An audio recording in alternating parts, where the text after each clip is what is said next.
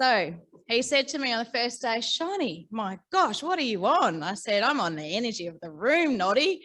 So with that, I would like to introduce to you into the session 2 of Driving Change, Anthony Desmond. I did call him Noddy, so I hope you didn't mind then, Anthony. From Department of Biodiversity, Conservation and Attractions, the Regional Manager, to talk about regional conservation and the titled presentation, Protecting the Vulnerable. Can you please put your hands together for Noddy?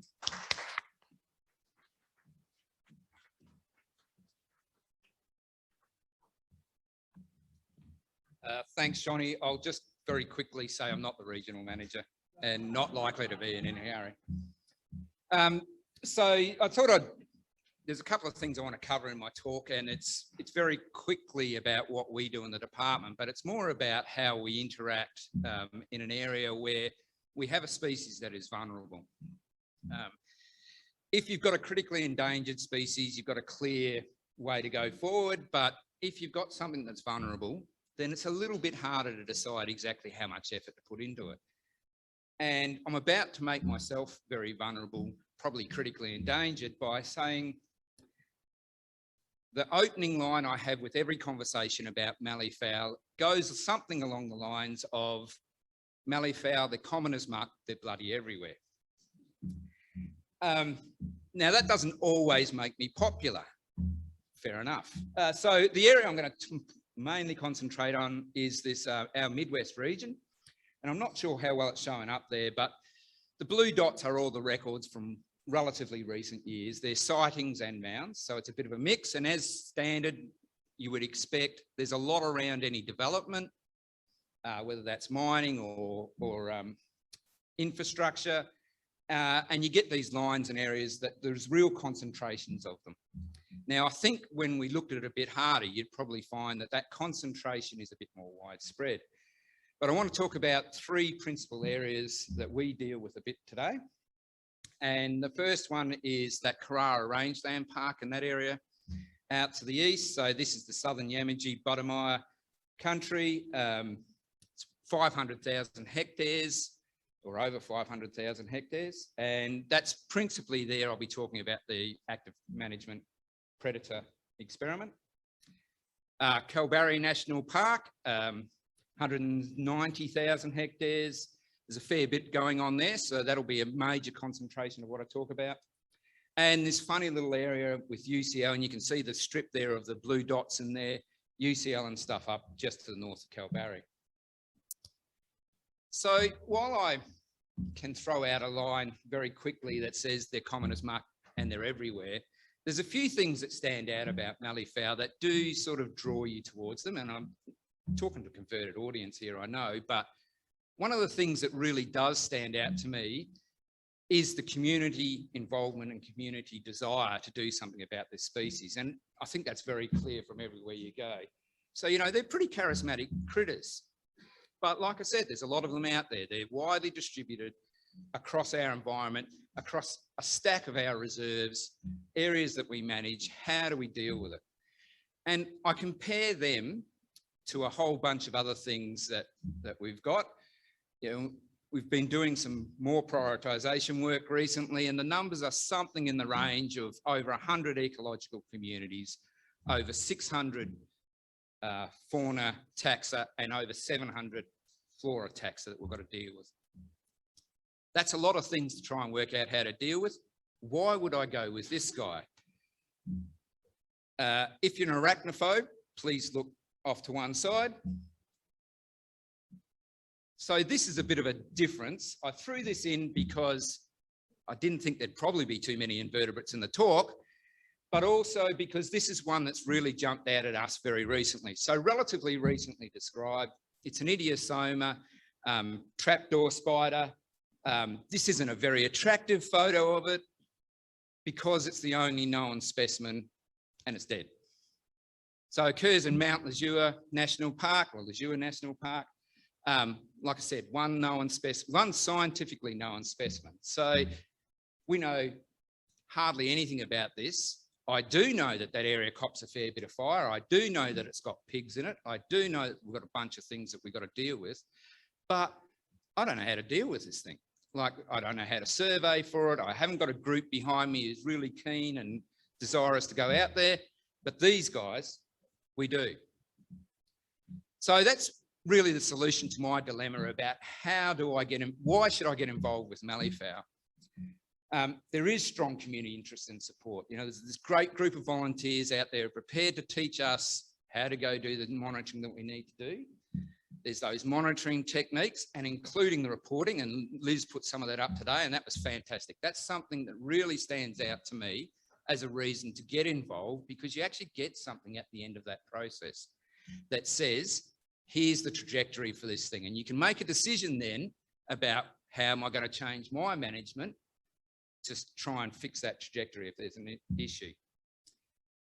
However, the major thing that really pushed me to push our guys into this area is the active predator management experiment.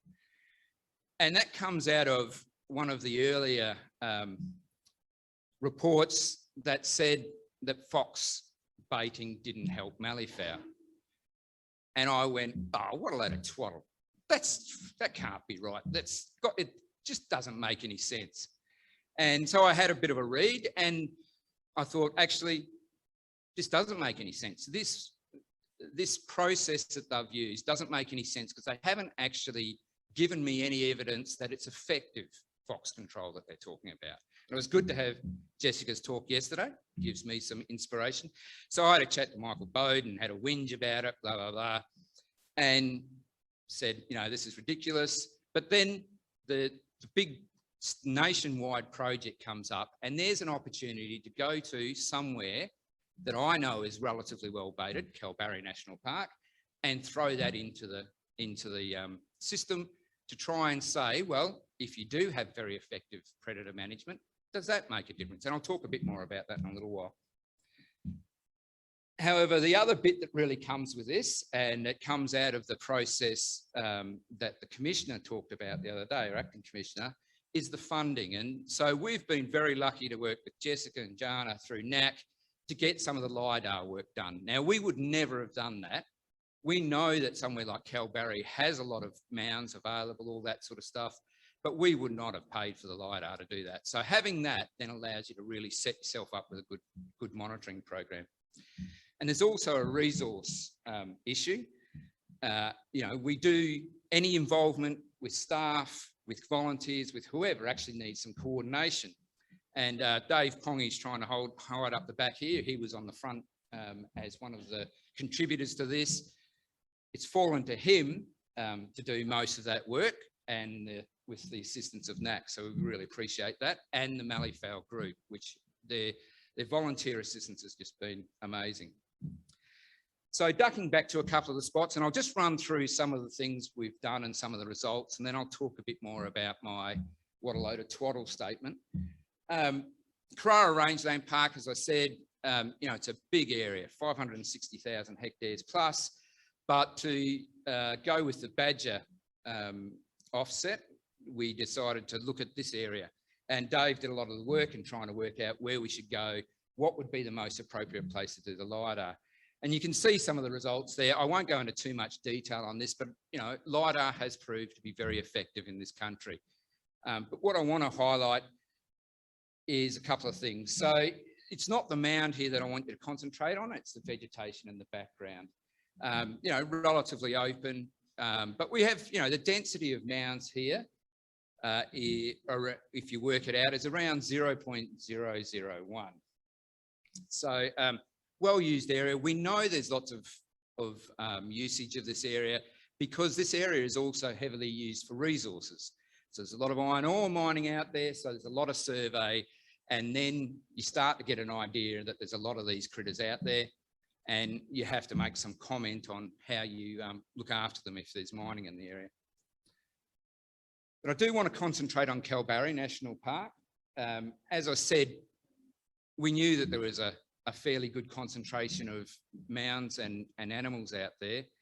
And the bottom of that pink area running east-west is Middle Track. And along Middle Track is a stack of mounds right on the edge. And they're right on the edge because they're bulldozer heap spoils.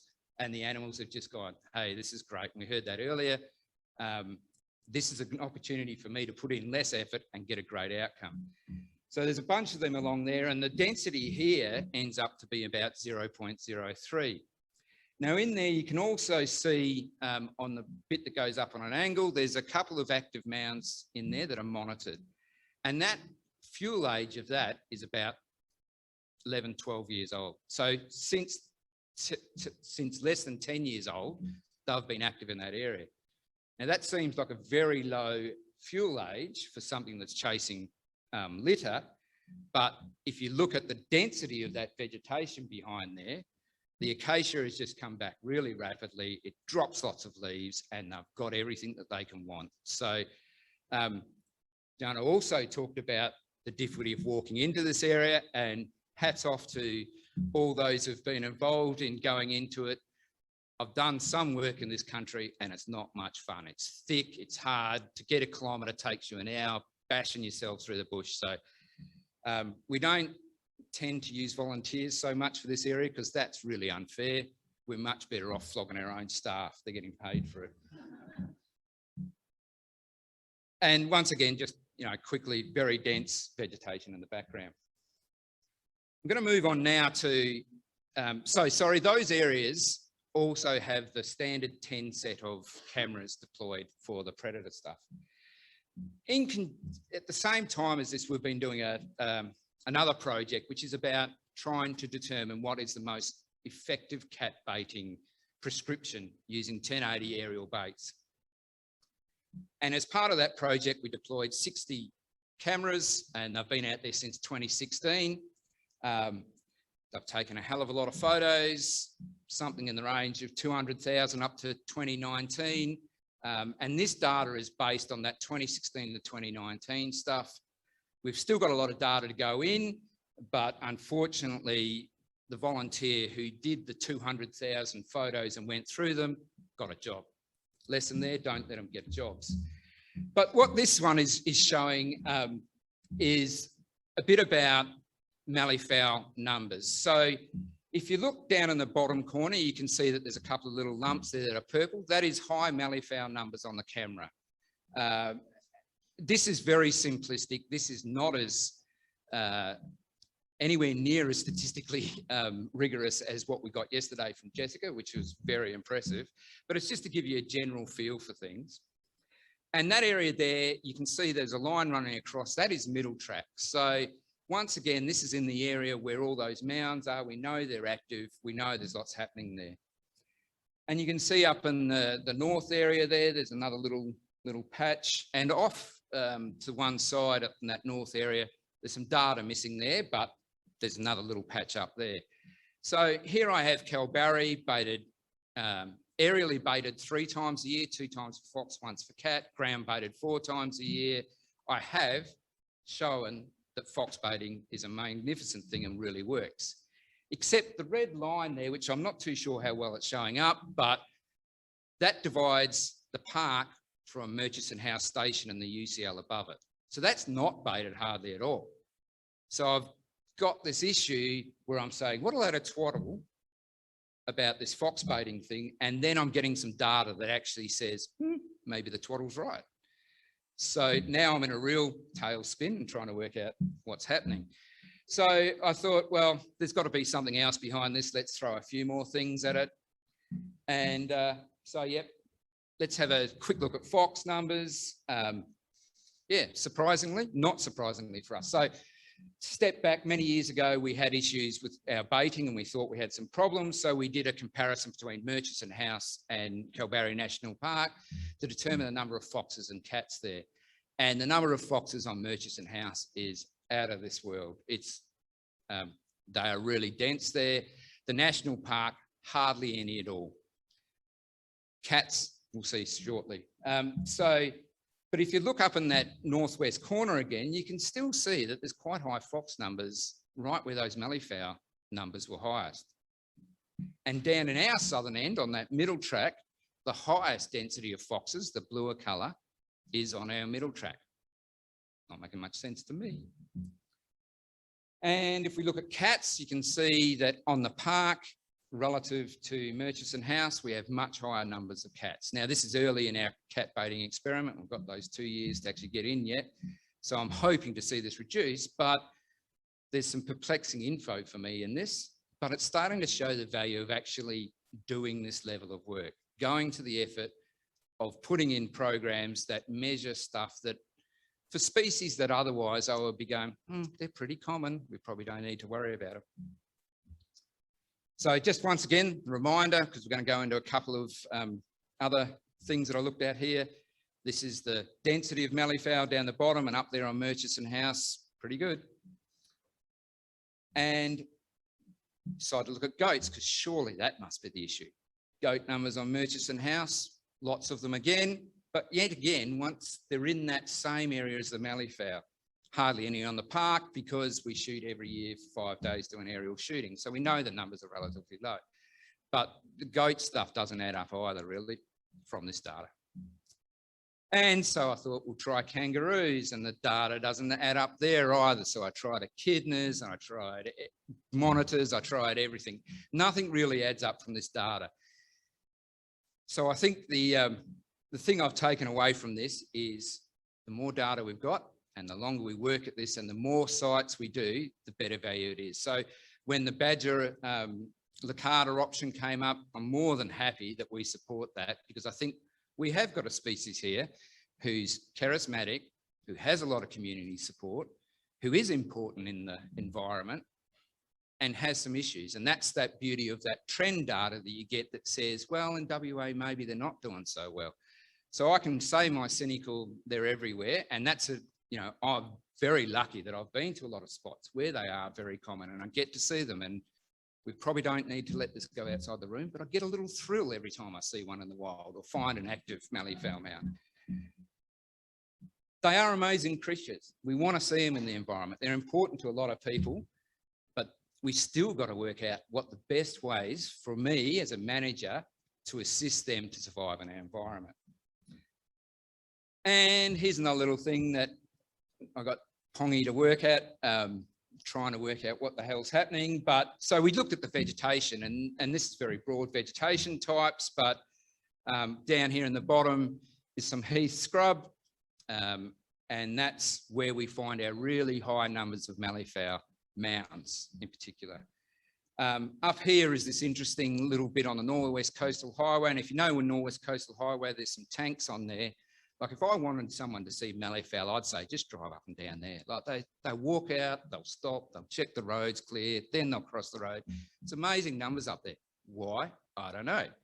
But that's a thicket area. And when you start to look at some of those photos and compare the density that we're getting between even Kalbarri and licata, there's a significant difference in the density of the vegetation there. And over here on Murchison House, in the spot where those high numbers are, the thicket occurs as well. So I think maybe I'm onto something here, something that everybody else has been onto for 20 years. That's okay. I understand it takes me a while to catch up sometimes. So, wild conjecture here just to get some conversation going. There's meant to be another decimal, another zero in that behind that decimal point. So 0.03 mounds a hectare. South of the Agina Road, I reckon we've got about 110 active mounts. I've got no way of proving that. I'm just saying it, and I'm quite happy for people to argue with it. But I think we've got a really healthy population in Kalbarri, and we've got to look after that. And that, from that previous slide, says fire might be part of that. And I didn't go into that too much. We need to be very careful how much fire we put into that area. But if I look at the thicket, so the scrub heath total in that area is 367,000 hectares, beyond that 34,000 hectares that I'm talking here. So that's a massive area for malleefowls. Now, I don't think all of that is the same quality as the chunk south of the Agina Road, because I know driving around looking at it, that some of it's a bit thinner. And we've done some work on the satellite stuff that gives us an idea of how dense is this vegetation, and it's much less dense in some areas, and we can link that to the fire history. And then the thicket is 128,000 hectares, so that's the stuff that's on the Northwest Coastal Highway and on Murchison House. So there's a lot of area out there with a lot of potential. The question is, how do we manage it? And then so the questions that come from that question is what are the things we need to manage. That's why we're part of that experiment. I won't cover too much about the other regions because thanks, Liz covered that mostly. But I've now got a new dilemma from having a dilemma about how do I talk to people about this widespread species and say with a hand on my heart, I'm doing something or I don't need to do something. But I've got this new dilemma of having some data that proves to some degree, prove being a very loose term, that I was wrong and that maybe fox baiting isn't the easy solution. There's some other things in there. And I've made some wild assertions about the value of a place like Kalbarri, Murchison House and a strip of UCL on the Northwest Coastal Highway. You know, what's worth following up here? What is of value, given I've got all these things like the idiosoma that I know nothing about and don't know how to protect and don't even know if it still exists? Where's the balance I've got to get in there?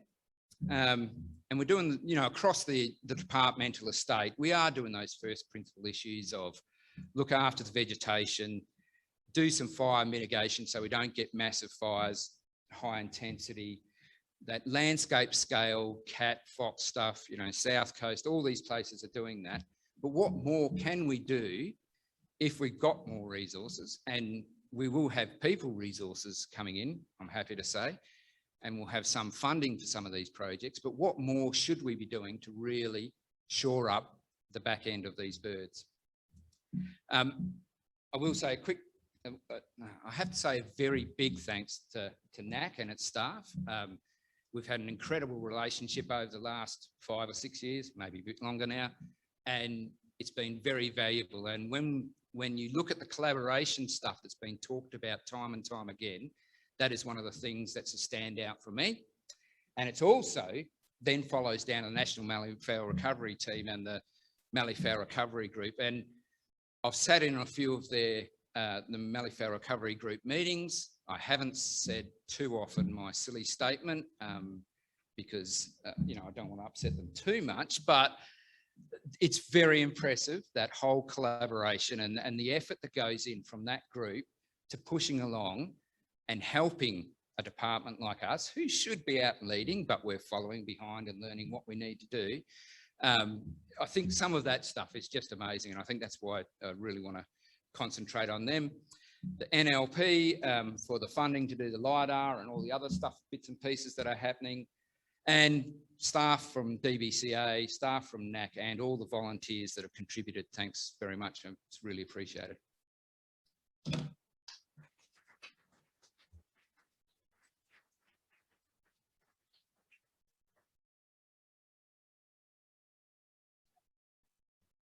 I'm out.